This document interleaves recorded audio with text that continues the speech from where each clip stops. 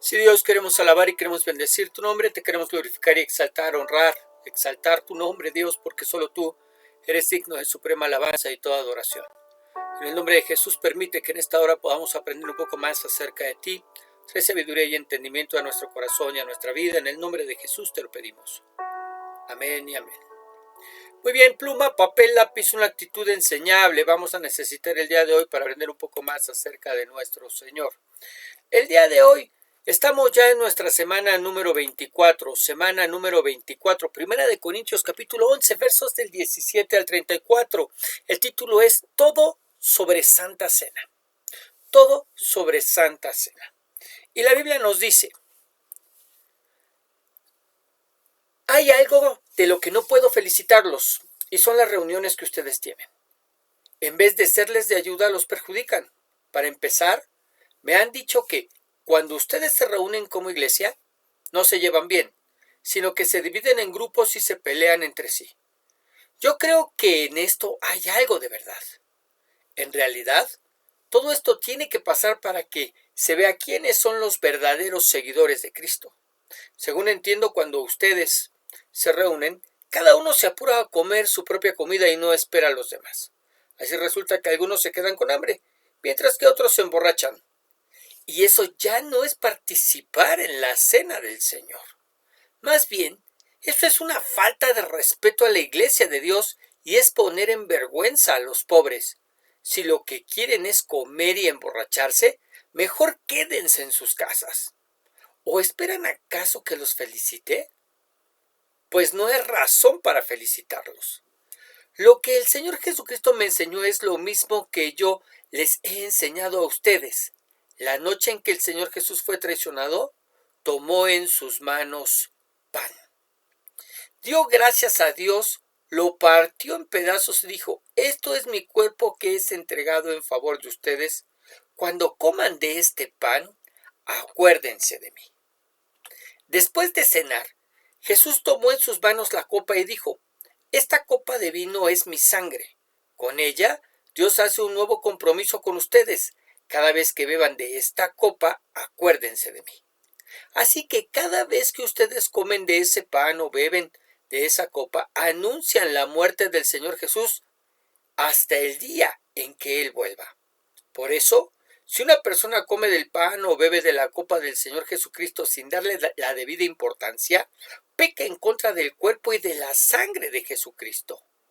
Por lo tanto, antes de comer del pan y beber de la copa, cada uno debe preguntarse si está actuando bien o mal, porque Dios va a castigar al que coma del pan y beba de la copa sin darse cuenta de que se trata del cuerpo de Cristo.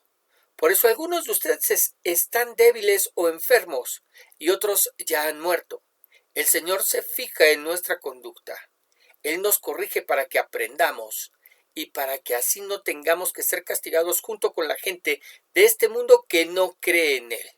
Si pensamos bien lo que hacemos, no seremos castigados. Por eso, hermanos míos, cuando se junten para comer, esperen a que todos estén reunidos. Si alguno tiene hambre, es mejor que coma en su casa. Así Dios no tendrá que castigarlos por su comportamiento en las reuniones. En cuanto a las otras preguntas que me hicieron, ya les daré instrucción cuando vaya a visitarlos. Muy bien. No cabe duda que es una carta para corregir lo deficiente en la iglesia.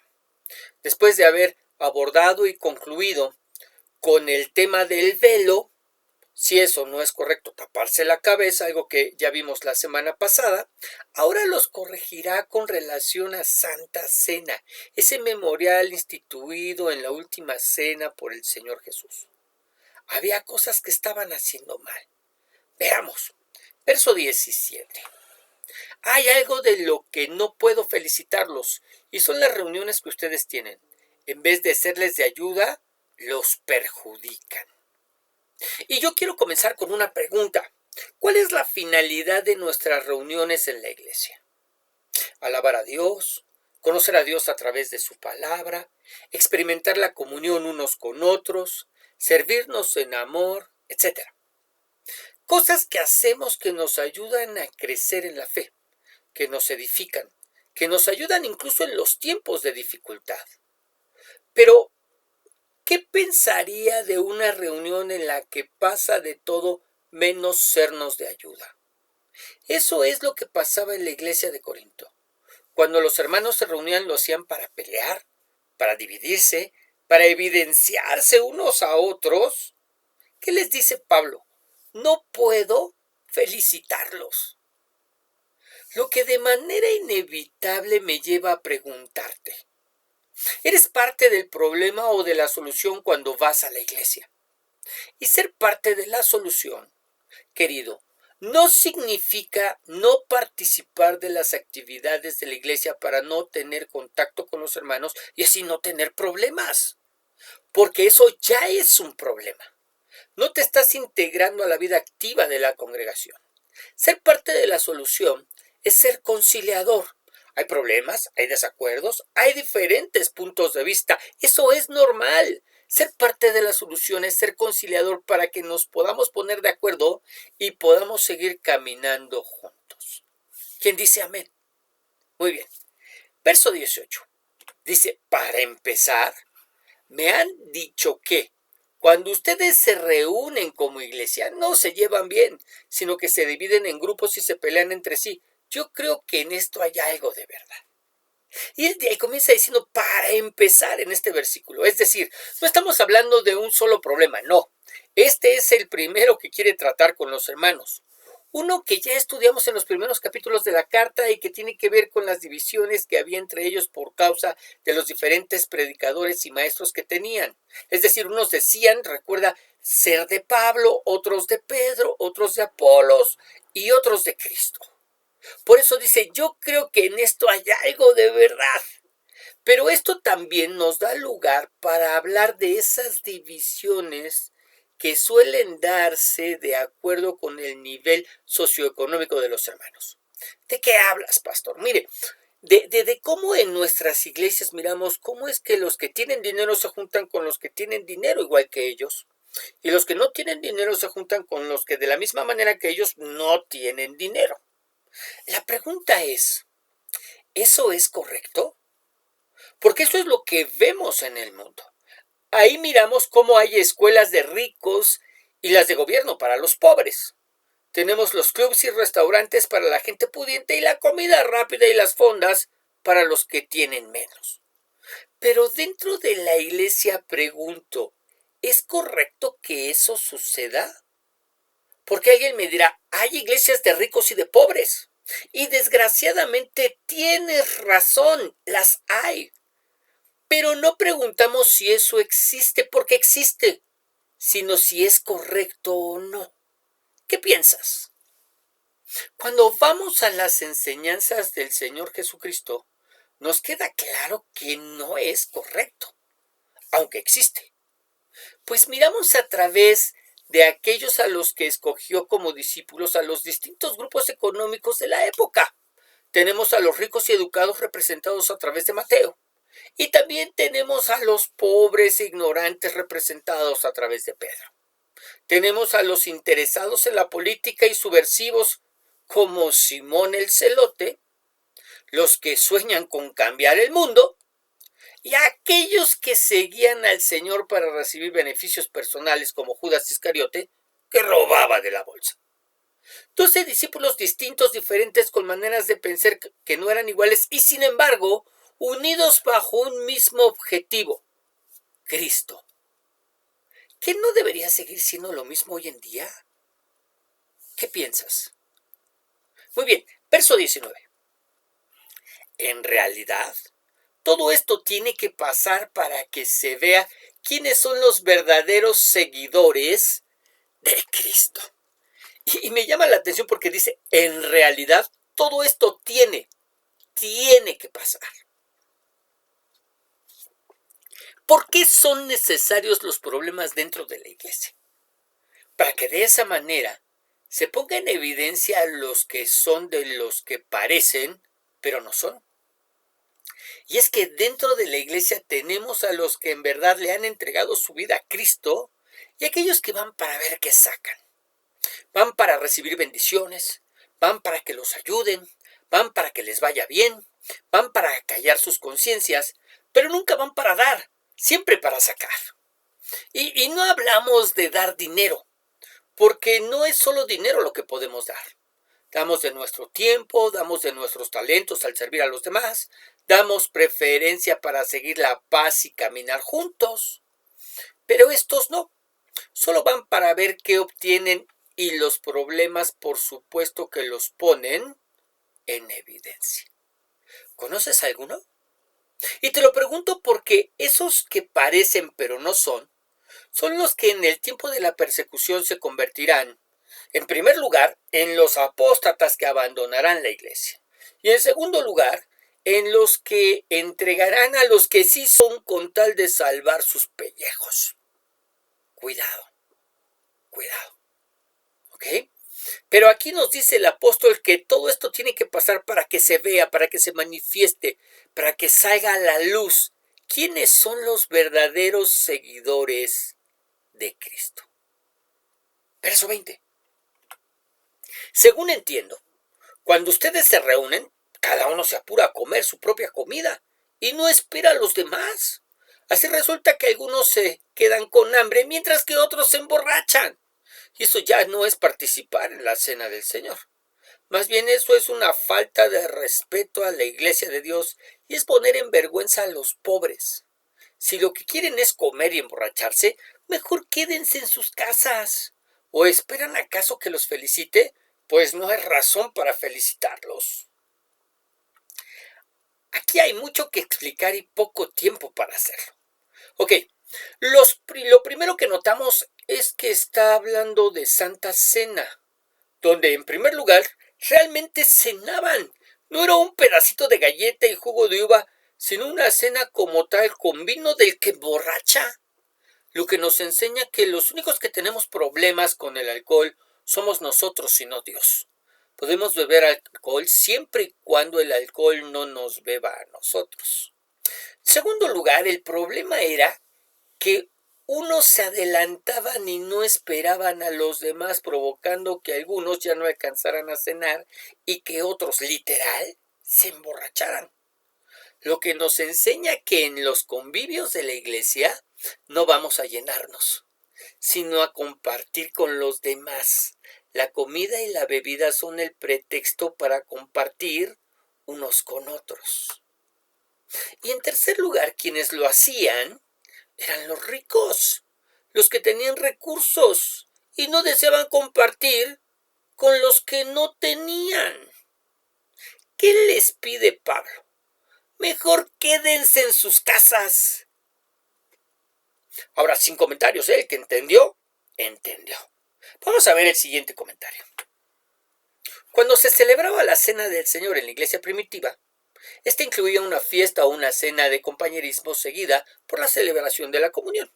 En la iglesia de Corinto llegó a convertirse en un tiempo de glotonería y de beber en exceso mientras otros estaban hambrientos. Incluía muy poco de la caridad y el compañerismo. Ciertamente no era una demostración de la unidad y el amor que debe caracterizar a la iglesia. No era tampoco una preparación para la comunión. Pablo condenó estas acciones y recordó a la iglesia el verdadero propósito de la cena del Señor. Y a eso vamos. Verso 23. Lo que el Señor Jesucristo me enseñó es lo mismo que yo les he enseñado a ustedes. La noche en que el Señor Jesús fue traicionado, tomó en sus manos pan, dio gracias a Dios, lo partió en pedazos y dijo: esto es mi cuerpo que es entregado en favor de ustedes. Cuando coman de este pan, acuérdense de mí. Después de cenar, Jesús tomó en sus manos la copa y dijo: esta copa de vino es mi sangre. Con ella, Dios hace nuevo compromiso con ustedes. Cada vez que beban de esta copa, acuérdense de mí. Así que, cada vez que ustedes comen de ese pan o beben de esa copa, anuncian la muerte del Señor Jesús hasta el día en que Él vuelva. Ahora, el apóstol les tiene que recordar el verdadero significado de la cena del Señor. No es llenarnos de comida y vino, no. Es acordarnos de, uno, que el cuerpo del Señor fue entregado en lugar del nuestro para ser clavado en la cruz y sufrir por causa de nuestros pecados. Por eso dice, ¿verdad? Esto es mi cuerpo que es entregado en favor de ustedes. Dos, que la sangre del Señor fue derramada con el propósito de a través de ella satisfacer la justicia de Dios. Recordemos que Hebreos 9:22 dice, porque sin derramamiento de sangre no hay perdón de pecados. Y así poder recibir el perdón de nuestros pecados y de esa manera entrar en una nueva relación de pacto con Dios donde le entregamos nuestras vidas. Por eso dijo, esta copa de vino es mi sangre, con ella Dios hace un nuevo pacto, un nuevo compromiso con ustedes. No es reunirnos para llenarnos y emborracharnos, les dice Pablo. Para eso tenemos nuestras casas, sino la iglesia. Ahora, ¿qué pasa cada vez que nos reunimos para participar de Santa Cena? Pablo nos dice, anunciamos la muerte del Señor. Y eso es algo que deberíamos hacer hasta que el Señor venga de nuevo por nosotros. Hay iglesias que lo llevan a cabo cada semana en su reunión dominical. Otras lo hacemos una vez al mes. No importa en realidad la frecuencia con que se haga. Lo verdaderamente importante es no olvidarnos del verdadero significado de la misma, como pasó con los de Corinto. Ok, vamos a ver el siguiente comentario. La pregunta que hace el comentarista es, ¿qué significa la cena del Señor? La iglesia primitiva recordó que Jesús la instituyó en la noche de la Pascua. Así como en la Pascua se celebraba la liberación de la esclavitud de Egipto, en la Cena del Señor se recuerda la liberación de nuestros pecados por la muerte de Cristo. Los cristianos tienen varias opciones en cuanto a lo que Cristo quiso decir con las palabras, este es mi cuerpo. Perdón. Algunos creen que el vino y el pan realmente vienen a ser el cuerpo y la sangre de Cristo. Otros creen que el pan y el vino permanecen invariables, pero que Cristo está espiritualmente presente en el pan y el vino. Aún otros creen que el pan y el vino simbolizan el cuerpo y la sangre de Cristo. Los cristianos están de acuerdo, sin embargo, que la participación de la cena del Señor es un elemento importante en la fe cristiana y en aquella presencia de Cristo. Sin embargo, entendemos que nos fortalece espiritualmente. Muy bien. Este es el comentario que hace el comentarista, pero eso no significa que estemos completamente de acuerdo, porque según el contexto de lo que hemos leído, nos debe quedar claro que los creyentes del primer siglo no creían en la transubstanciación. No. Es decir, ellos no creían que el vino se convertía en la sangre de Cristo y el pan en su carne, porque entonces era tan hereje el creer esto como decir que la sangre del Señor emborrachaba y que su carne terminaría en la letrina al ir al baño. ¿Ok? Tampoco creían que en la presencia espiritual de Cristo en los elementos, es decir, creer que Cristo estaba espiritualmente presente en el pan y espiritualmente presente en el vino. Porque eso sería fetichismo, darle una importancia y poder a las cosas inanimadas. Así que tampoco. Más bien ellos creían que esos elementos realmente eran simbólicos. Y es lo mismo que nosotros creemos. Lo mismo que Pablo enseña a los de Corinto, lo mismo que el Señor Jesús les enseñó a los discípulos. Muy bien. Continuemos, verso 27. Por eso, si una persona come del pan o bebe de la copa del Señor Jesucristo sin darle la debida importancia, peca. Peca contra el cuerpo y la sangre de Jesucristo. Por lo tanto, antes de comer del pan y de beber de la copa, cada uno debe preguntarse si está actuando bien o mal, porque Dios va a castigar al que coma del pan y beba de la copa sin darse cuenta de que se trata del cuerpo de Cristo. Por eso algunos de ustedes están débiles o enfermos y otros ya han muerto. Ok, ¿qué pasa si menospreciamos este memorial? Si decimos, no pasa nada, o sea, cualquiera puede participar, no pasa absolutamente nada, pues es un pedacito de galleta, es un poquito de jugo de uva como lo hacemos nosotros. ¿Qué pasa si lo miramos de esta manera? Pecamos. Pecamos en contra del cuerpo y de la sangre de Jesucristo, que no es poca cosa. ¿Qué podría pasarnos?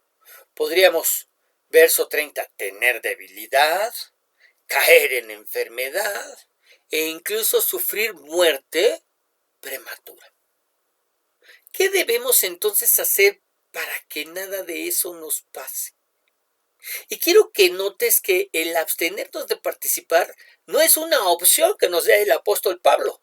Más bien nos insta, nos recomienda, nos exhorta, nos instruye a, en primer lugar, preguntarnos si en verdad estamos conscientes de que participamos del cuerpo y de la sangre del Señor, simbólicamente, ¿verdad? Pero si estamos conscientes de ello. Y en segundo lugar, examinarnos a nosotros mismos de manera que si hemos pecado, ponernos a cuentas, pedir perdón al Señor. Lo que quiere decir que una persona que se encuentra viviendo en pecado, como podría ser el amaciato, si él simplemente vivir juntos sin estar casados, lo que se considera fornicación, pero estoy viviendo en fornicación, o aquellos que pertenecen al llamado grupo LGTB más y no desean dejar de pertenecer, o la prostituta que no desea dejar su chamba, o la falta de perdón y no desear perdonar. Todas esas personas no deben tomar parte hasta no haber arreglado su situación. Cada uno debe preguntarse si está actuando bien o mal, dice el verso 28. Si estoy viviendo en pecado, más bien lo que debería es, sí, abstenerme en esta ocasión y procurar arreglar lo más rápido posible mi situación. Vamos a ver el siguiente comentario. Cuando Pablo dice que nadie debe tomar indignamente la cena del Señor, estaba dirigiéndose a los miembros de la iglesia que estaban participando de ella sin pensar en lo que realmente significaba. Todo aquel que actúa así será culpado del cuerpo y de la sangre del Señor. En lugar de honrar su sacrificio, estaban participando de la culpa de los que habían crucificado a Cristo. En realidad, nadie es digno de participar de la cena del Señor. Todos somos pecadores salvados por gracia. Esta es la razón por la que deberíamos prepararnos para la comunión por medio de una introspección saludable, confesión de pecado y el arreglo de diferencias con otros. Estas acciones removerán las barreras que afectan nuestra relación con Cristo y con otros creyentes. No permita que el reconocimiento de su pecado lo aleje de la comunión. Busque ser dirigido a participar en ella. Es decir, el comentarista, de la misma manera que el apóstol Pablo, de la misma manera que nosotros, no le recomendamos a la gente dejar de participar de manera prolongada, sino más bien lo que le pedimos a la gente es que arregle su situación lo antes que pueda para que pueda participar. ¿Ok? Muy bien. Verso 31. El Señor se fija en nuestra conducta. Él nos corrige para que aprendamos y para que así no tengamos que ser castigados junto con la gente de este mundo que no cree en Él. Si pensamos bien lo que hacemos, no seremos castigados. Para aquellos que no creen que nuestra conducta está siendo tomada en cuenta en los cielos, Pablo nos dice lo contrario. El Señor se fija en nuestra conducta, aun cuando nadie más lo haga o nadie más nos vea.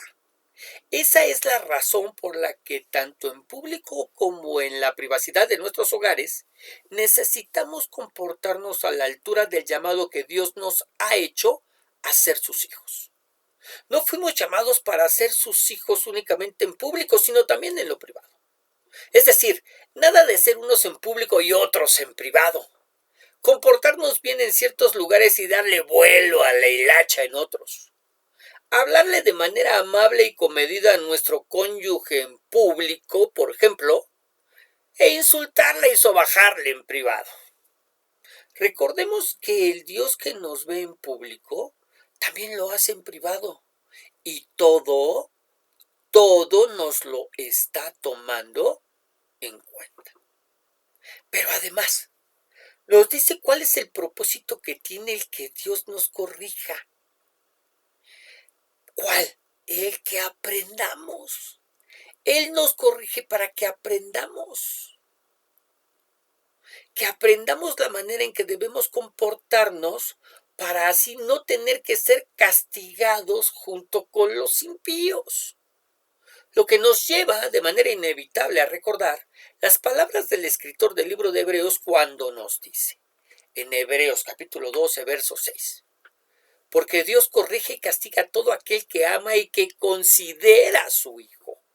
Si ahora ustedes están sufriendo es porque Dios los ama y los corrige como si fueran sus hijos, porque no hay un padre que no corrija a su hijo.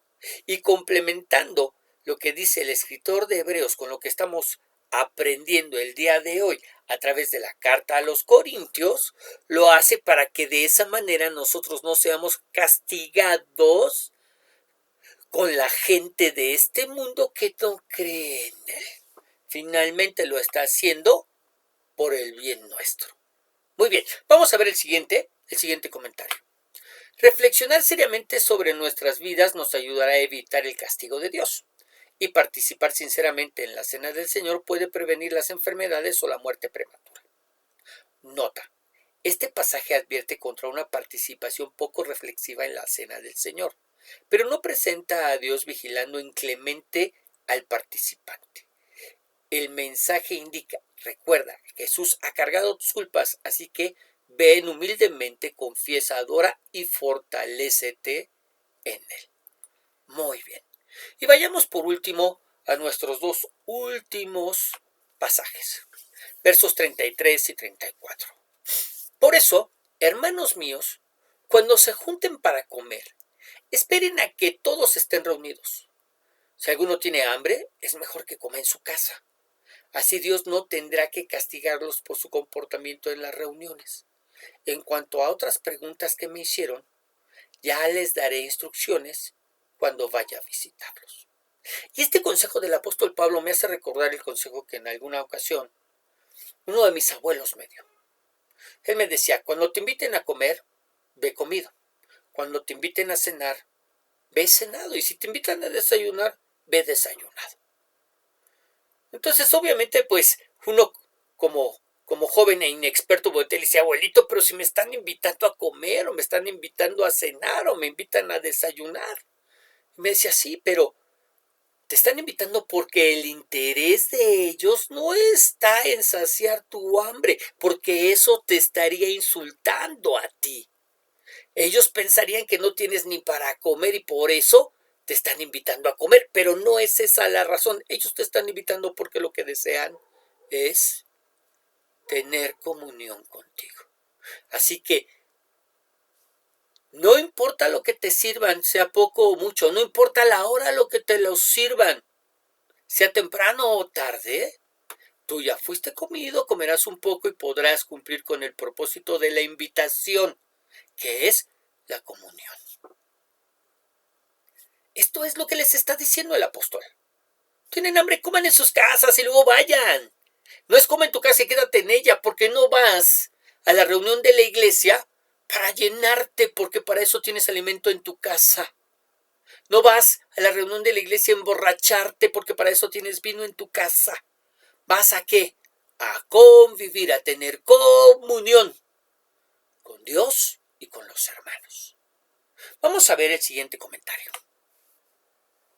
Estas son palabras exhortativas y a la vez consejos muy sabios del apóstol para resolver el problema ya descrito respecto a la comida fraternal y la cena del Señor. Pablo manda que los corintios, al reunirse para celebrar la tradicional comida fraternal y la ordenanza de la cena del Señor, a estas alturas celebraciones conjuntas, tengan cuidado de no seguir con los abusos ya abordados. Dos consejos específicos les ofrece. 1. No deben adelantarse algunos a comer antes de que puedan llegar todos los miembros de la iglesia. Se observó anteriormente que los ricos tendían a menospreciar a los más humildes al formarse deliberadamente en grupos selectos basados en el estatus. 2. Si se daba el pretexto por la acción anterior que el hambre impulsaba a su proceder, Pablo insta en que coman en sus propias casas primero para que no haya base alguna para tal pretexto. De no ser así, el juicio de las enfermedades y muertes persistiría.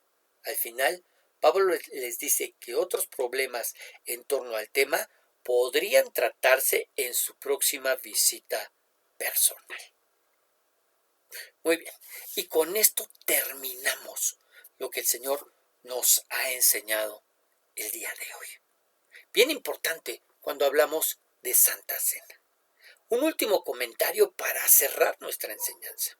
¿Te diste cuenta que el apóstol Pablo no habló sobre uno de los requisitos para poder participar de Santa Cena es que la persona sea bautizada?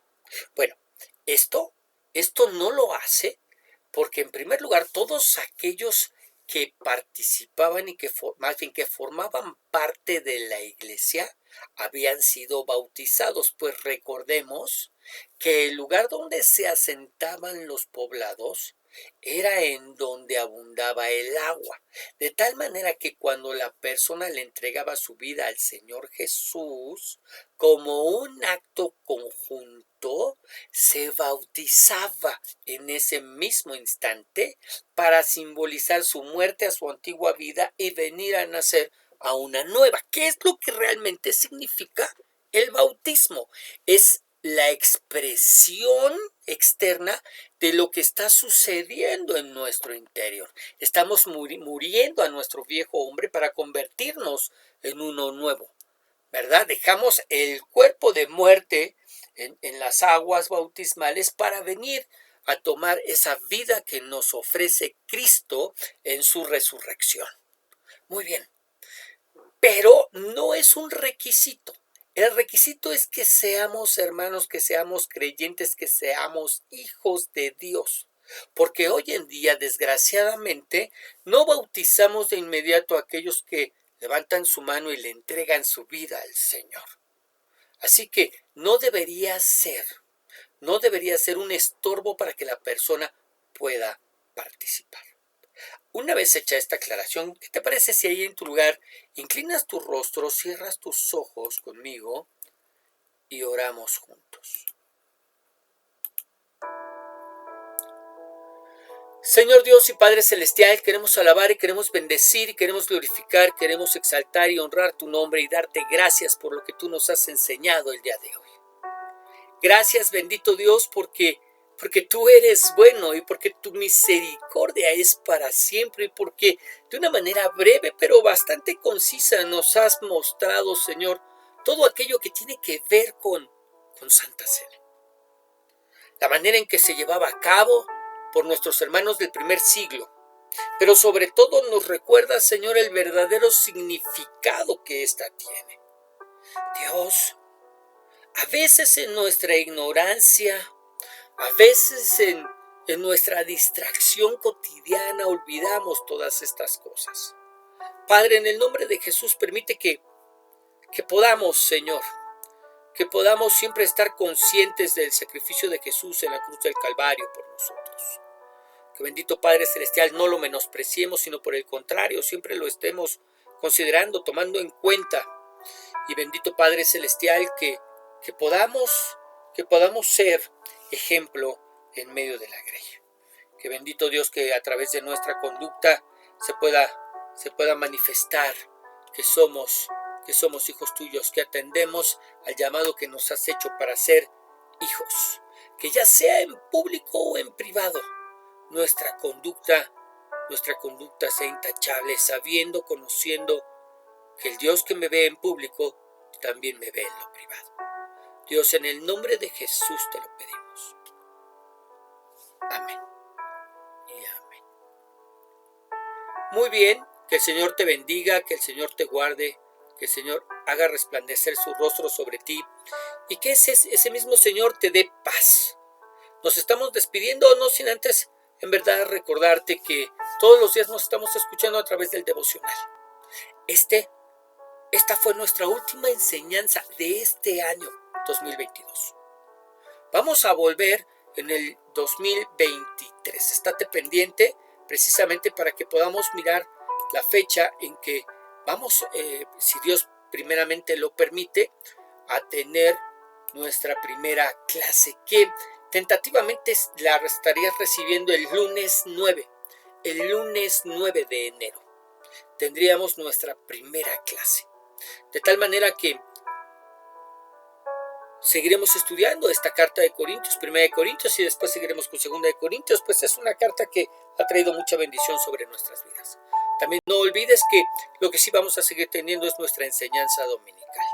Que el Señor te bendiga, que el Señor te guarde. Bendiciones.